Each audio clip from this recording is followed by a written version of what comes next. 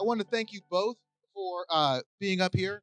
And what I want to make sure that we do as we go through this, oh, we have a little water here in case you need it. What I want to do for both of you as we can start with you, Sanjay.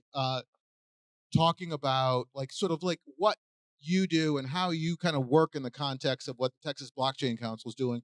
What are you doing here, and how does it relate to what other states should be thinking about as we go through this? All right. Good. Everybody can hear me? All right. Thank you, sir. All right. Just a little context. I had 25 years experience in strategy and operations, more from a telecoms background. In the last couple of years, I really want to get out of that industry and get into the blockchain industry and leverage my skill sets. So it's been quite a bit of a transition. So I joined the Texas Blockchain Council last spring just as a regular member. I was attending events, etc., and actually came on as a head of operation, VP of operations in October. And now I'm the COO for the Texas Blockchain Council. And so it's a little bit of story about the Texas Blockchain Council. So about 2 years ago, the Brookings Institute ranked Texas as a reactionary state, meaning that we were a laggard in this space. So Lee Bratcher, who founded the organization, wanted to make Texas a leader in this space, the jurisdiction of choice for blockchain, Bitcoin, crypto innovation. So we've passed, and I'll get into details later, so I won't go into details right now, but we passed 2 pieces of legislation in the Texas legislature, and we'll get into those details. And we also are working on 2 for the next session. I think they're rather interesting type things. I'm also building out my own blockchain consultancy. I also want to thank Robert Jess, for inviting me out here. I know he recently joined the Texas Blockchain Council, but we're also trying to make sure that and for the record, you get an extra minute for that. Yeah. But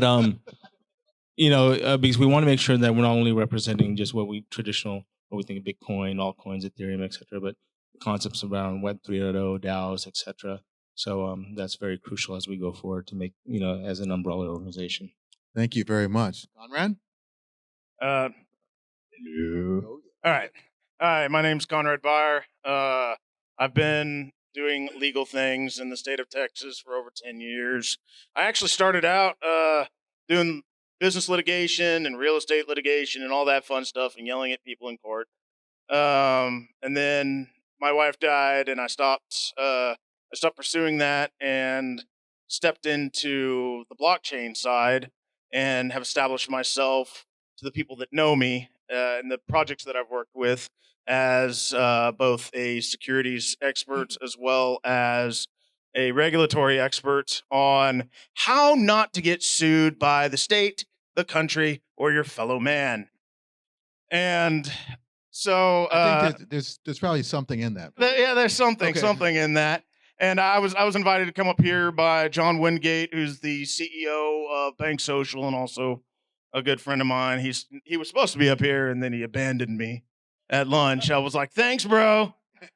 And and I guess my whole purpose for being up here, and those of you, by the way, I would like to say congratulations to everybody that is sitting in here right now for this panel, because seriously, for every person that is not sitting in a chair that runs, operates, or even sells NFTs of any type, you guys are going to be the ones that are going to know how not to get screwed by Uncle Sam, the IRS, or somebody like that, because I'm more than happy to sit here and tell you guys, like, look, you're looking at this thing. Everybody likes to harp on, like I was just telling him earlier, people like to harp on, the Howey test this, the Howey test that, when trying to determine whether something's security.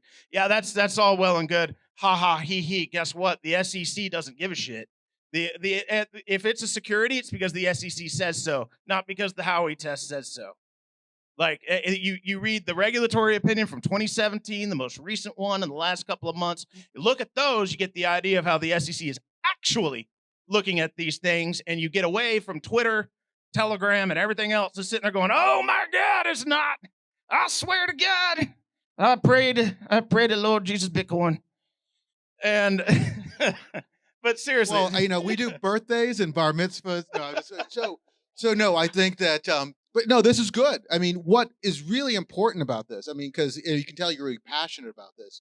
But when you start talking to people about these topics, and when you really kind of get into it, what is it about? Is it the subtlety that people miss, or is it just the fact that the rules are kind of fluid, because I'll go with you then, and I'll talk with you, Sanjay, about some of the bills that are being passed. Well, actually, start with some of the bills that you've gotten passed, and we can talk kind of like what, sort of like the nuances that people need to really be thinking about, and the way, maybe some, and even some things they should be. I mean, Google's a hell of a drug, man. But I know. I mean, seriously, when it comes to legal stuff, Google's a hell of a drug. All right, so Sanjay, so like when you're talking about some of the things that have been the legislation's been passed and what people are trying to accomplish, and it's great that what you're doing. So if you can just share with everyone else, because I think that is the kind of stuff that matters. Because the last time, just some context, the last time we had at our last conference, we had some legislators, and they were talking about how they were somewhat confused by some of the things, or they were looking for directions from their constituencies and experts in the midst of those. And so anything that you can really kind of talk to about that.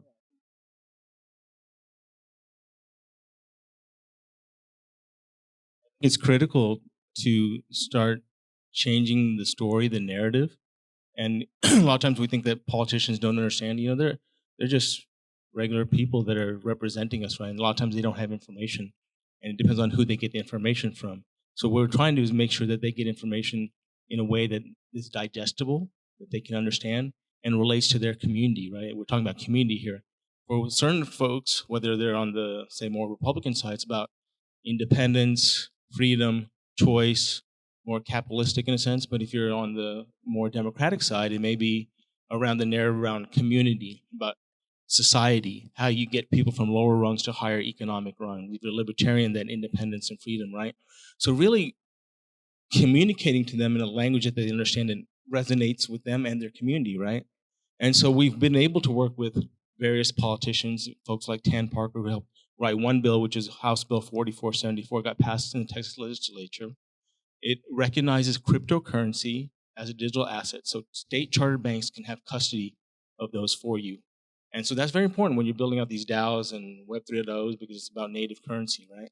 So that's one of the first steps. The second is another House bill, I think it's 1576, is to create a working group to study the space in terms of blockchain. So we have about 5 members on that 16-member state panel to study space. So there's subcommittees within our group that helps to bring new ideas forth. And we got 2 bills in the works, I think, which resonates with this community. One is around creating a work group around digital identity, right? And that's going to be a critical thing going forward. How do we maintain and control our identity as we navigate Web 3.0? The fourth one is acceptance of digital signatures, right, in this new space. I think those are critical. And what we're trying to do is, as I said before, is be an umbrella organization, use the community, use our politicians in a positive way, and create a narrative that they can understand to really be a force of change. So Conrad, and thank you for that, because, and I think everyone, especially if you're in Texas, you give Sanjay a round of applause, because this is the kind of thing that we need to keep doing to do that. Because, and the fact that you do things on demand, I really do appreciate that. So Conrad, when you look at, when people are trying to get the nuances and the subtleties of this, I mean, where do you said you were a litigator, and when you're looking at these laws, That's my stage presence. Everybody's got it, right? So I think that what it really comes down to is where do the builders, where do they need to look? I mean, besides the Google, but where do they need to look to really kind of figure out, or how do they need to look at it? Is there sort of like a way of thinking that really can help them? Well, it depends on the type of builder. I will say that what's really, really important is what Sanjay said. Like I'm sorry, my Texas came out. What Sanjay said was really important. It's really important to realize is that laws were written by people. They're enforced by people. People come up with all different reasons, all different justifications for stuff that happens, but it's all driven by people. You go in, you talk to a judge, and a judge is supposed to follow the law. They don't. Most of the time, they don't. They do what they think is right, or they do what they think is going to pander best to their constituency so they get reelected. So when you're looking at how best to approach this situation, you have to realize that you are dealing with people, and that includes greed, avarice, all of the nasty things that people have, and it has to do with money, and it amplifies them. And so that's why all these people in Congress, you see these hearings, you hear people talking about them. It's all about perception. And so when you read up on, well, am I doing this right? Am I checking this correctly? You have to realize that you are looking at it from the standpoint of you want to get it done. And it's one of the reasons why you should never represent yourself in court, because you will read something and you will interpret it so that it fits exactly into the hole that you want it to fit. A square peg will fit a square hole because, by God, that looks square regardless of how round it is. It's seriously, that is a lot of times how it will happen. And like Sanjay said, they've gotten a couple of House bills, which I actually have in here, entered, that are great, and they are moving perception forward. And the more that perception shifts to understanding the space, even in a very basic way, the more safe it becomes to do things, and the less murky. The more murky it is, the more dangerous it is. That's simply the matter of fact. Okay, so Sanjay, given that, like, you got perception of the conversation and you got the legislation, how, what was the, for sake of a better term, what was a burning platform that got um, the legislation moving through that you got to work? What was the thing that, was it just the Brookings Institution note about the where they were, or is it a bigger economic sort of benefit that people are actually seeing, and there's a larger plan to really try to achieve? So the critical thing is, I think everyone has different motivations, right? But I think one thing we can say about the folks in Texas, regardless of what political party, we want to make Texas the leader globally, right? We're the ninth largest economy in the world. We want to attract jobs. We want to build. People are coming here in terms of opportunity, create a robust economy, right? And I think the key legislators like Tan Parker, et cetera, right, see the opportunity that whether it's Bitcoin, blockchain, crypto, has an opportunity to really make Texas center point. I'm not sure if you understand from a Bitcoin space, we have low energy, we have plenty of energy and low energy costs, right? Places like China and Kazakhstan have cracked down. So folks from those countries are coming over here looking for opportunities. They're looking for real estate, for energy, for technology, for resources, all those different types of things. I think the burning platform is really just continue to make Texas a wonderful place to live and a place of opportunity. Well, piggybacking off what you just said. So I know John Wingate, who is supposed to be up here, and my friend Jack, who's he's in San Antonio, and a number of other people, and I've been involved with a couple of these. So everybody talks about energy use. All right, energy use and Bitcoin proof of work. That's why the whole Ethereum 2.0 proof of stake has become such an important thing. But the funny thing is so why are all the Bitcoin miners coming to Texas? Is it because we have so much private land? Possibly one. But what do we have in Texas and associated Southwest states that most of the rest of the country doesn't have? Massive wind farms and inefficient, ineffective green energy grids. So you've got literally billions of dollars in green energy that is being burned off every single year, not being utilized, not being purchased, and these giant these wind generators that are sitting out there that cost $1 million a pop to put up that you cannot take down. They are more expensive to take down than they are to put up. So everybody's coming here because the ability to actually, ever since green energy became a big thing and Elon Musk decided to open his big mouth and scream about it, it's become a very big hot buzzword issue. And it's benefited really the green energy economy in a very positive way because all the miners are coming here because of this excess of green energy that we have that's being bled off, and it's being bought up by these giant Bitcoin mining companies that are going out in West Texas where there's just a friggin' desert and there's no one out there. Where if you have a Bitcoin farm that gets to 1,000 degrees Fahrenheit, it turns all it does is turn the sand to glass, if that's even possible. And they're buying and they're utilizing this bled off green energy, and it really does. It's putting Texas in the place to be one of the leading generators of the infrastructure for what is only a 10-year-old economy.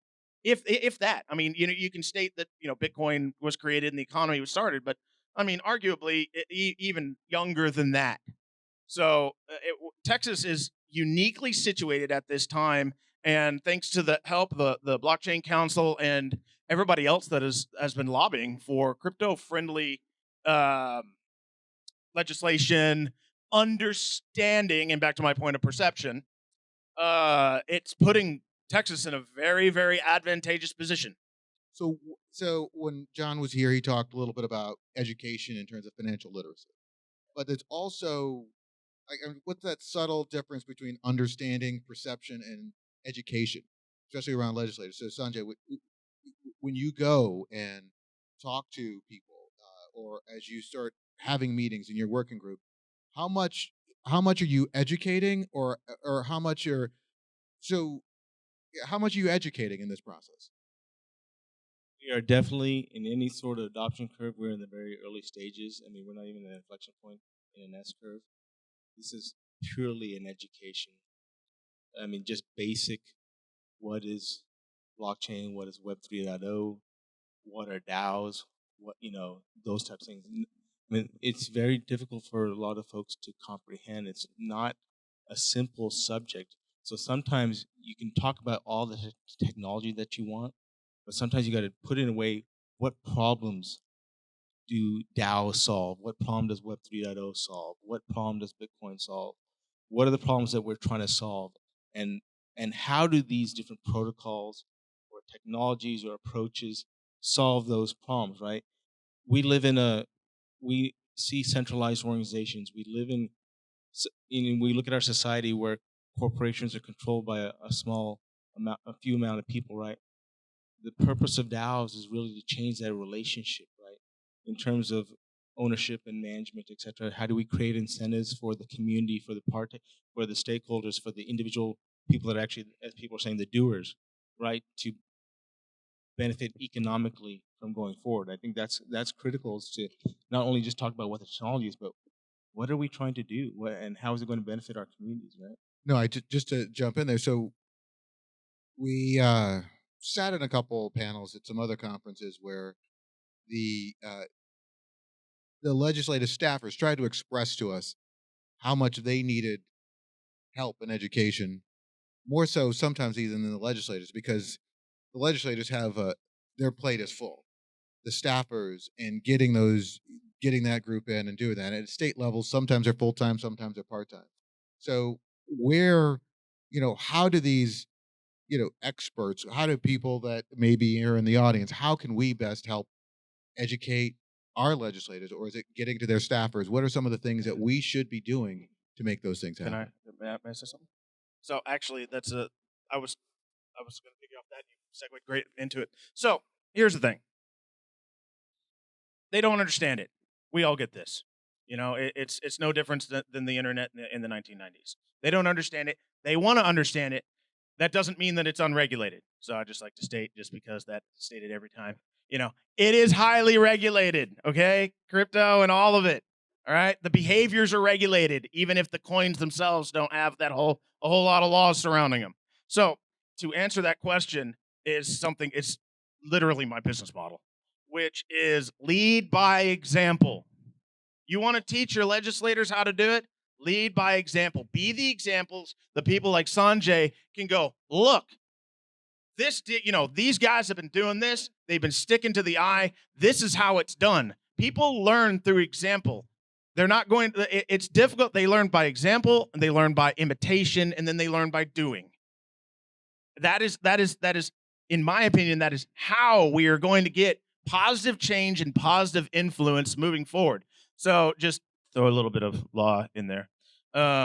So for instance, if you're selling NFTs, or you're buying NFTs, or you own NFTs, and let's say it's got fractional ownership, or it's an 1155 and you've got rewards in it. So here's a perfect example. You bought it from some sort of minting program. Okay, you got online, you bought it, you minted it. It is now in your wallet. Congratulations, you own a security, most likely. And when you sell it, congratulations, you've sold a security. Does that mean that you're going to get dinged for it? Most likely not. However, I will state that everybody freaks out about the SEC. Go check your state regulator boards, Texas, New York, all of them. You will find that the states have gone after and sued more cryptocurrency companies than the federal government has combined, significantly more. It's not just the Fed reg, it's also the state reg.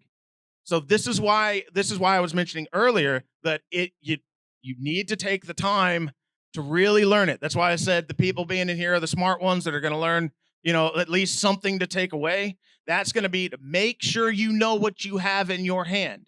You buy a coin, you buy an NFT, you need to know if you're going to engage in any sale, any bartering, any arbitration, anything like that, you need to know its classification, because just because you sold that and you didn't know it's security doesn't necessarily make you exempt from that registration. And as the government gets smarter and as they're currently able to trace Tornado Cash, Blender, all of that stuff, they can trace that. It's not untraceable.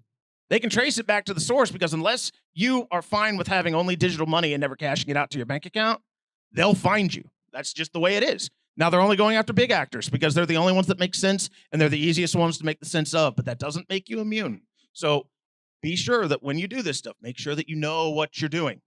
And by leading by example, we will get what we want. It will get where we want it to go. Everything will be okay.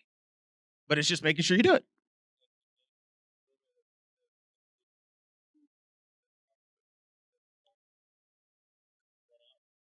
All right. Okay, here it goes again. All right. So you can do as an individual, but as we know, if you do anything as an individual, it's very difficult unless you're like a very Elon Musk or someone like that, right? So the different organizations that you're involved in, whether it's Social Bees or whatever organization, continue to engage your local politicians and see, where are they in that journey? Are they in the early stages? And maybe show them what you all are doing. And then you can join large organizations like the Texas Blockchain Council. I know a lot of folks, and we can work together. I think it's really working together. But I like what he said about being an example.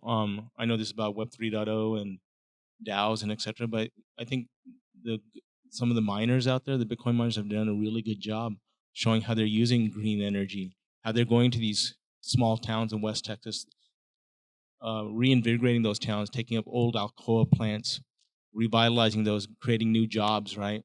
And they're also being responsible in terms of demand response. The last winter, they powered down and gave back energy. So I think as we go forward in Web 3.0, DAOs, et cetera, right, we got to show good examples. The news just is always about the negative stuff, Terra, Luna, whatever hack, bridge got hacked or whatever it's going to be. It's all the negative.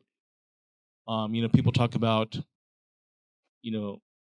money laundering and illegal stuff with crypto. Well, I'm pretty sure the dollar is used most for that.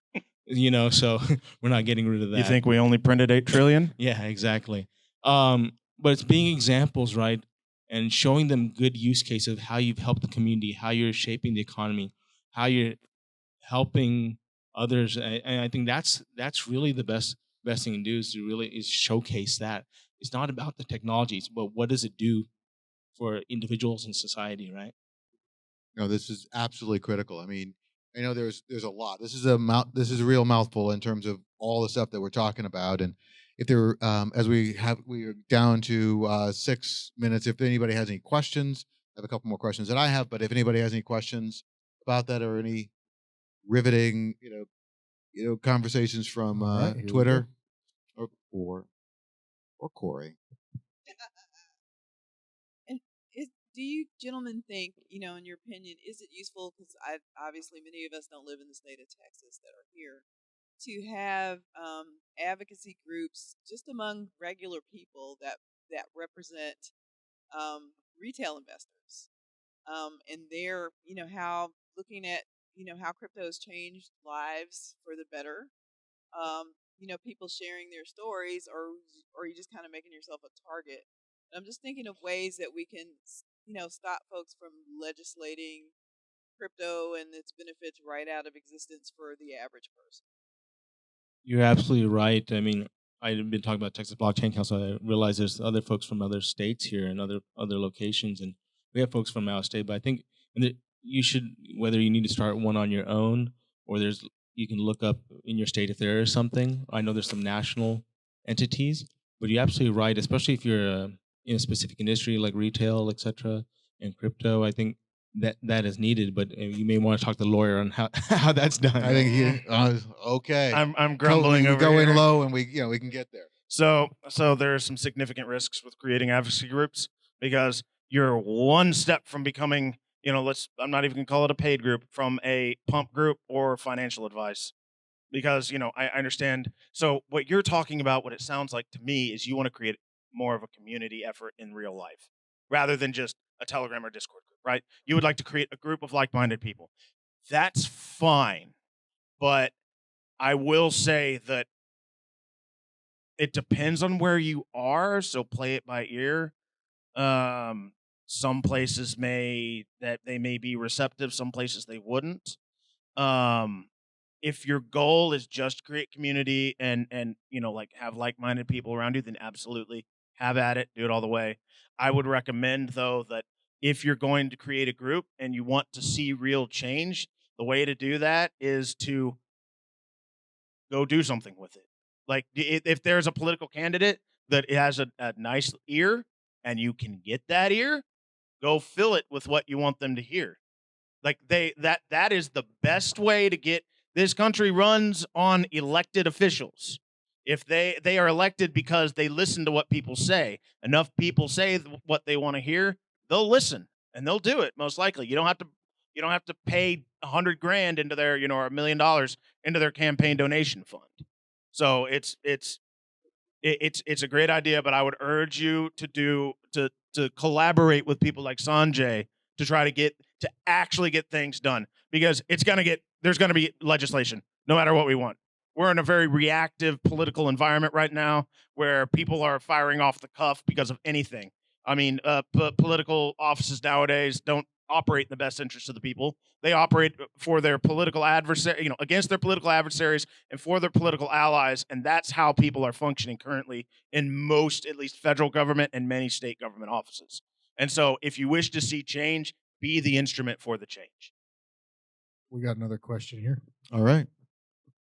So earlier you mentioned that in describing a security, the Howey test is really not the test. No, it is. No, it is, but But it's not. But it's not. Yeah. So the Howey test is really not the test of how we test. Pretty much. Yeah. From your experience, what has the SEC shown is a characteristic of what is not? What is not? Not. So I'll tell you right now, the standard description of a non-securitized token: no finite supply, locked within the ecosystem only, not for sale outside the ecosystem. Let's see here. Possesses no inherent monetary value. I'm sorry, I can't remember the other two, but there are five. There are five things that they stated in 2017 when examining the DAO, is what they called it. And that has been the standard test against a token. People look at the Howey test because the Howey test is the legal standard. However, you'll find that most of the actions filed by organizations to enforce securities laws are not in district court. They're in state administrative courts or federal administrative courts. Here in Texas, we have SOA, which is the State Office of Administrative Hearings, and they are kangaroo courts. So read the SEC opinions. That will give you the guidance. Or call them if you want. Yeah, so one of those descriptions you said is that it has no inherent monetary value. Right. Could you speak to that a little more in description so that we, when we are understanding or expressing what we have in our NFTs or projects, we're not projecting. So as inherent a monetary placement of value, like you get on Fortnite and you buy whatever the hell their currency is, and then you use that to buy in-game items. Yeah, V-Bucks. V-Bucks have no value. Yeah, V-Bucks have no value. They simply are. You pay money, you get a certain amount of V-Bucks that you can use to buy things on their store. That is not a security. Yes, it's inside the ecosystem, has no value outside of 500 V-Bucks for some stupid dance. No ownership. Yep. Get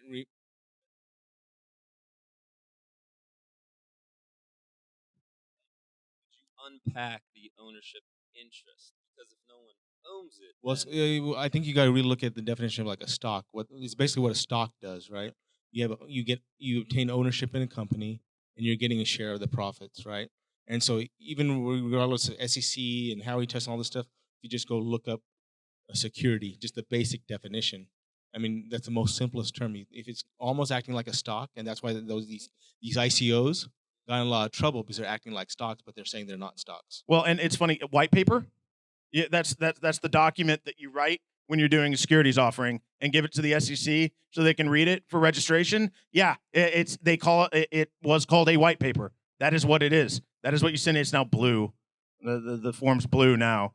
But that's where the white paper came from. Like an ICO acts like an IPO in every way. And the way regulators look at it is walks like a duck, quacks like a duck, is a duck.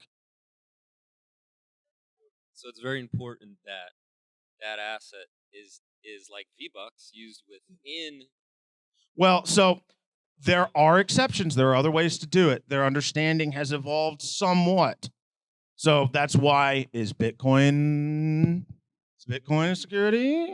Right now, it's not classified as security, and so you got to look at how they're defining why Bitcoin is not defined as security. It's more like a commodity, right? You know, and then you step into the argument. Well, Ethereum has smart contracts. Does that make it? What does that mean?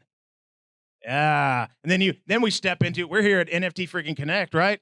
So what's an NFT? It's a smart contract based asset of some kind. Typically, obviously there's a bunch of different ways, but it's a contract, smart contract based asset. So how is that defined? And if no one owns it, well, I mean, if nobody owns it, then if there's no owners. So are you getting to custody or ownership? Because those are two different things. right? Ownership. Who So if nobody owns it, yeah. then, I mean, honestly, at that point, you're probably going to be reasonably safe. Beehaw. Beehaw! There we go. All right. So, gentlemen, thank you so much for this. I mean, this has been awesome. I really appreciate it. Thank you very much. Give a round of applause. Big round of applause, and again, a big beehaw. Some great information there.